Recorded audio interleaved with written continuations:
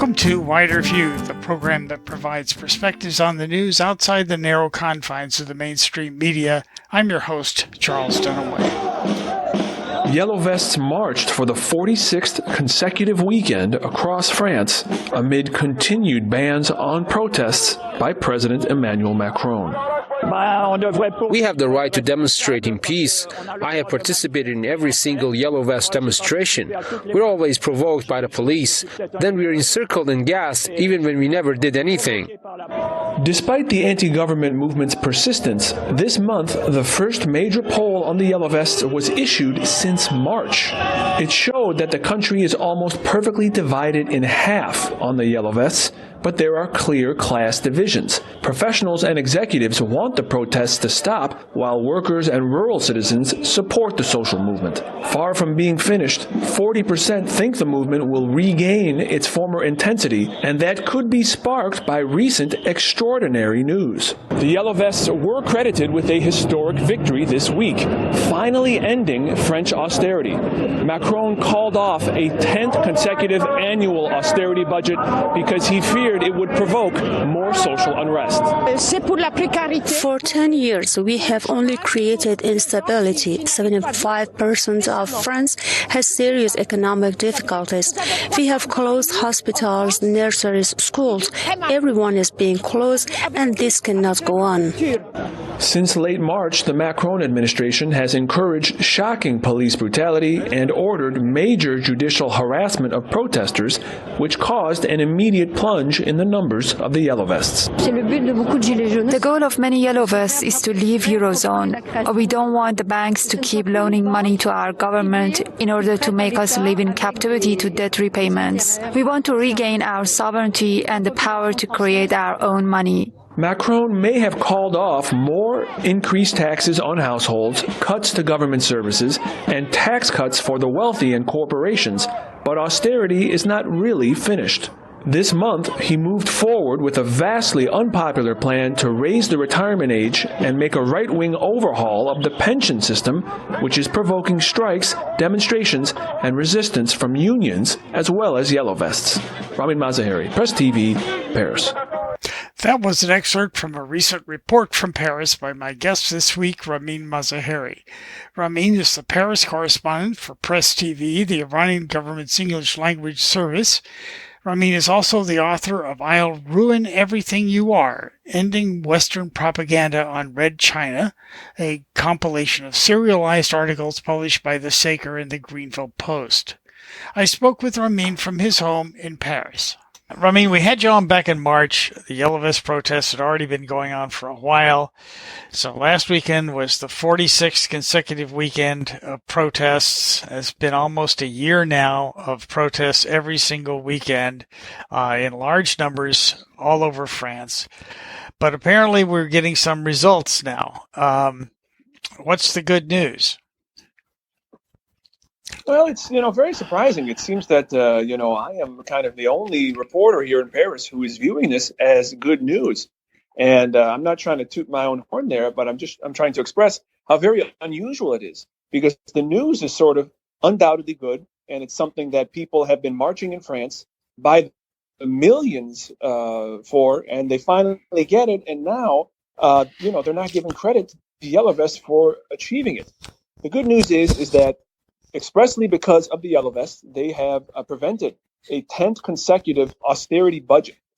So we are talking about 9 consecutive years where France has been enforcing budget austerity. Now, what does that mean? That means that they are spending less money than before. This is something which France almost never did after World War II until the Great Recession, but now they've done it. They did it 9 years running. Budget cuts means, what does that mean in a practical sense? It's 3 primary components. It's increased taxes on the average person and household. It's decreased taxes on corporations and wealthy, in the hope that it will trickle down. This is the same thing that's been going on for 40 years. And then it's also cutting social services, i.e., firing government workers, but also, just ending government services. And that's all basically like, a second form of taxation on the average person, because now they have to pay for services which the government used to completely provide or would at least subsidize. So this is something that, either directly and certainly indirectly, you have had millions of people marching since 2010 to get the government to stop cutting social services, to stop raising taxes on the average person, and to stop giving no strings attached tax cuts to the wealthy and to corporations. It's these lack of strings which is what makes France a capitalist country and not a socialist country. This is one of the primary things. They just sort of hope that the rich and stockholders and the corporations will let this money trickle down, that they will loan this money out to individuals and small and medium businesses. Whereas in socialist-inspired countries, there are strings attached with loans from the government and for subsidies, i.e. tax cuts from the government. So this is something that, we have been talking about for 9 years, and the government openly admitted, and the mainstream media, they reported this, that it was expressly because of the yellow vests that we have finally achieved this goal of ending budget austerity. Now, why is budget austerity bad? Well, I would say philosophically, it's immoral to be, putting all of the burdens on the poor people and, letting the rich people just get richer. France has had, soaring inequality rates in the past 10 years. And they've also set multiple European records for stockholder profits. So the rich are getting richer. There definitely is money there. But budget austerity in the context of a global slowdown, and we have had a global slowdown ever since the Great Recession started, for 10 years. We're talking about now on the near horizon a global recession, but it's definitely been a global slowdown. For example, in the Eurozone, this is something else where, it seems like I was the only one talking about it. I thought it was rather significant. I believe it was last year that the Eurozone officially achieved a lost decade of economic growth.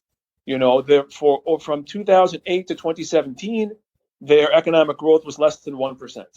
This economic growth rate was lower than either of Japan's lost score, their lost 20 years. So when you have the government, cutting services and, cutting money which could fuel demand, taking money out of people's pockets means that they can buy less goods. And that, that's a hindrance on the economy. When you have austerity in the context of a global slowdown, it doesn't work. And this is proven by, here in Europe, by their lost decade. Right. And by the fact that just last week, the Bank of France, they came out with their predictions for the growth rate until the end of Macron's term, until after the end of Macron's term, until the end of 2022, it's going to be just 1.3%. This is an absolute failure of any sort of economic policy. At least it used to be. For France, it's significant because economists say that you don't even grow jobs until 1.5%. So they have had, near record high unemployment. It's about 1 point down from the all-time high of just over 10%. You have very, very significant employment here, and we know that the economy is going to essentially just break even on jobs and probably lose some jobs until the end of 2022, when I'm sure at this rate Macron will not be the president. So back to the yellow vest. The real question you and I can discuss here is, why aren't we giving credit to the yellow vests? Why isn't the media? I mean, this is a major leftist achievement. This is a major sort of centrist achievement. It's only the right-wing people on the economic scale, the right and the far right, who think that things are, going. So it's really sort of surprising that even, I read in Libération, which is a fake leftist, centrist, allegedly leftist newspaper, just sort of all over, nobody is saying, oh, we finally ended austerity. Isn't that great? No, here's the one thing I can say.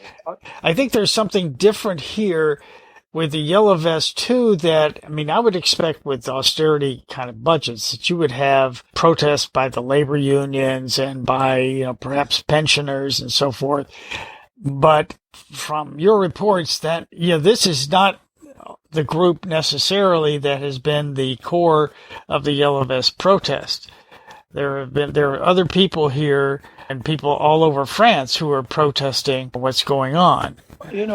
That's the thing, is that since 2010 we have had these huge protests by labor unions, by pensioners. The pensioners, they, during Macron's first full year in office, they really got hit hard, and but they have been protesting, for 10 years. I mean, they are the group hardest hit by austerity. So there definitely has been these protests every spring, every fall, and sometimes they have gotten extremely violent. You had, thousands of people arrested during the 2016 labor code reform.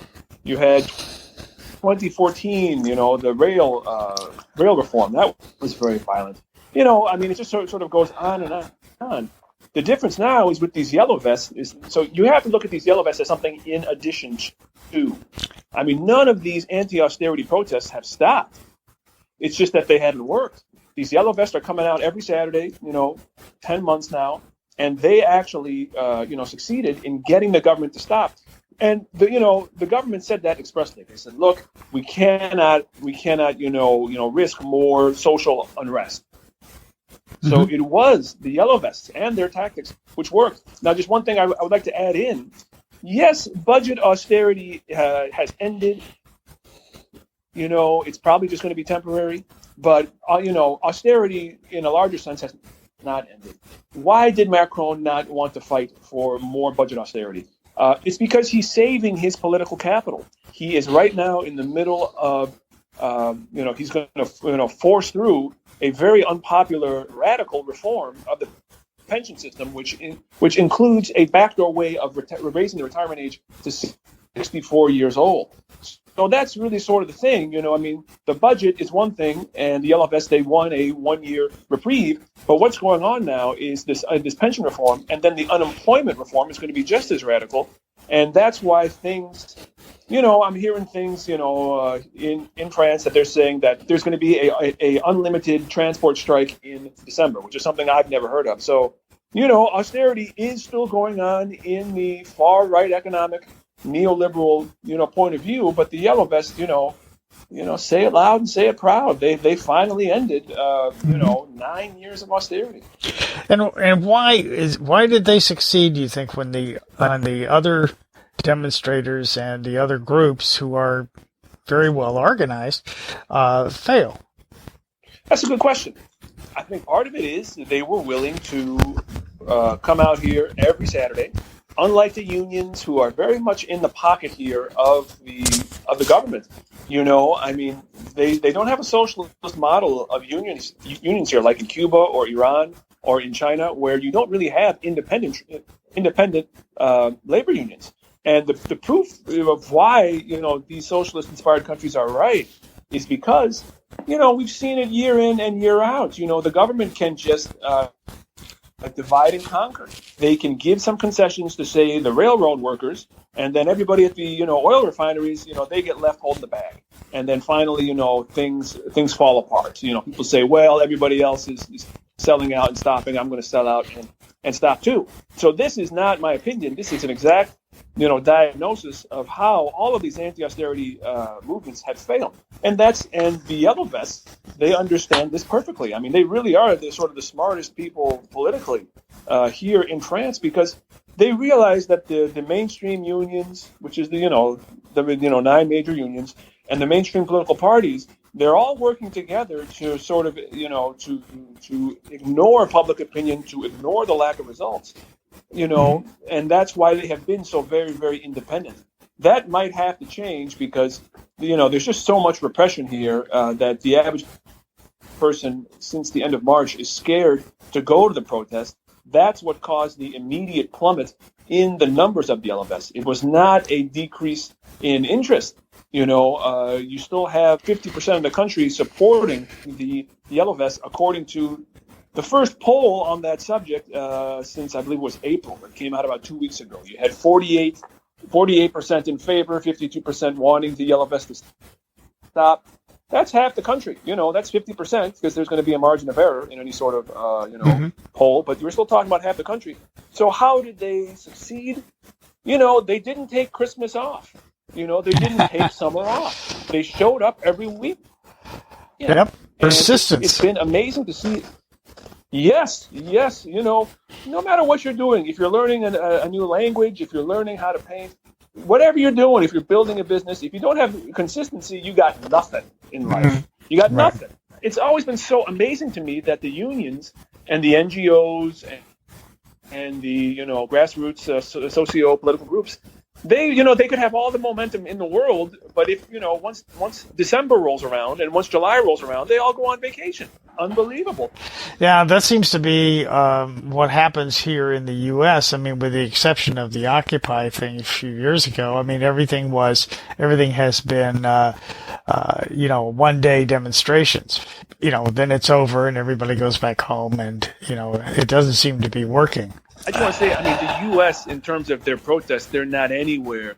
They're exponentially behind France. France, they are able to sustain months of protests and still lose. The U.S., it's been great to see kind of since Trump came along that there is even one day of protest, but it takes much more than one day, and France shows that. Well, I know that over here in the U.S., we have heard very, very little from the press about the protests in Paris. I mean, we hear about other protests, but not the ones in France. Have the French press been doing any better on covering the Yellow Vests? No, absolutely not. And I will tell you, it's the God's honest truth. And the Yellow Vests, they couldn't be more upset about it. It's been about 4 months that the French media has basically censored any sort of Yellow Vest discussion. Many people in Paris, I tell them, I have to go to work on Saturday. I have to cover the Yellow Vest. And they say, oh, they're still marching? That should give you some sort of idea how here in France, they stopped talking about it, I would say in May, definitely by June, they just sort of, blacked out all the information. There was some information, on them last week, when they had the big climate march and Black Bloc showed up and, the Yellow Vests were there too. But they basically don't want to talk about them. They don't have to, because, so much of the media here is privatized. And then the public media, they're just basically very cowardly in that, they don't want to give the people who are paying their salaries, taxpayers, they don't want to give them honest coverage. But, for all of these 4 months, every Saturday in over, 100 places around the country, people demonstrating against the government. It's absolutely significant, no matter where you stand on the political spectrum, left or right. What I just said there, that it's so widespread, that it's so persistent, you have to realize that this is not some, flash in the pan, and you have to say, well, this is something that we have to cover. Mm-hmm. Well, the other thing that's interesting about this is, I think, is Macron himself. He is a very unusual politician, that he's basically a banker who had no political party behind him, who sort of ran for office and devised a party to get himself into parliament. But what I'm seeing also, besides the moves he's making internally in France, he looks like he wants to become more active on the international stage. For example, bringing Iranian Foreign Minister Zarif to Biarritz recently for the G7 conference and trying to promote some kind of agreement between the U.S. and Iran. What do you think his motivations are there? You can't be too cynical, it's been 40 years. There are people in Europe who realize that the Iranian Revolution was a popular democratic revolution, which has endured, which does have majority support, which has thrived despite almost a decade of hot war with Iraq. Iraq was pushed into war by the West, and 30 years of Cold War by the sanctions. So we have to say kudos, chapeau to Macron, hands off, for realizing. In the United States, prior to the whole Russophobia campaign, Iran was basically public enemy number one after the fall of the Soviet Union. There is no lobby at all working in the U.S., and the U.S. system is based on lobbying. There is no pro-Iran lobby, and there are many anti-Iran lobbies. So, It's not as bad here in Europe. It's the same thing with Palestine. You have people here who genuinely major contempt for for Zionism, and they do genuinely support Palestine, and it's still in the minority, and it's still two places which don't have the support that the enemies of Palestine and Iran do. So, France, it's very important from a domestic approval point of view that France plays an active role in foreign policy. They are very much correct in that the Anglo-Saxon world is extremely neoliberal, segregation in many, many ways, in their history. Macron gained 4 or 5 points in the polls, which is a lot for him because he's been, between about 25 and 35%. He gained, it was a good 4 or 5 points after the G20 summit here. Macron promised things. He said that within weeks, the U.S. and Tehran are going to have discussions. That was nonsense. Nobody believed that. It's all these things sort of put together, but the bottom line, the EU is not going to push back on the U.S. on Iran because they would lose the U.S. market, and they simply cannot persuade Trump to loosen his stance. Maybe Trump will. The only thing that's going to get Europe to really fight back when they have so much economic power, it's 450 million people in the EU. The Eurozone is, huge. Is the only way it's going to happen is if there is a shock to the global oil system. That's sort of the only way. When it starts to reach into their pocket that way, then they would push back. But the gains that they would get from Iran they are not even close, to the amount of trade that goes on with the United States. Mm-hmm. Well, yeah, and I think also, we have a situation where both in the U.S. and the U.K., the current governments in power are, shall we say, less than ideal from a foreign policy standpoint or anything else, don't seem to have a really good grasp on power in their own countries. So that does leave a bit of a vacuum that someone like Macron can walk into. He is one of the leading nations now in the West that has a fairly stable hold on at least his own government. Definitely does, on his own government. That's correct. Yeah. Well, I want to just ask you, I know you work for Press TV, which is the Iranian state. I just wanted to get your reflections on the strategy of what's going on in Iran now, having to do with the escalation of tensions between the U.S. and Iran and the recent bombing of the Saudi oil facilities that has been blamed on Iran. How do you think things are going in Iran, and what do you think their strategy is? I think it's been a pretty fabulous summer for Iran. The tanker taking of a British flag tanker, shooting down a drone, being blamed for a unprecedented attack on the Saudi oil facilities, which if they had proof it was Iran, they would unveil it. It's like Zarif said. He said, very, very clearly at the UN, if Iran had attacked the Saudi oil facility, none of it would be left standing. Yeah, I'm not sure, and then it would be crazy because that's an act of war. I'm not suggesting Iran should do that. The Houthis is a very, very different story. They are at war, but Iran is not going to bomb Saudi Arabia. I said it's been a very, very good summer because what it's shown is what people have said in Iran for years, which is that look, the U.S. they look at military supremacy in terms of a global situation. They got to be able to go into Bolivia and go into the Gobi Desert and to go into, the swamps of, who knows. Iran only has to defend Iran. They only have to control our part of the Persian Gulf.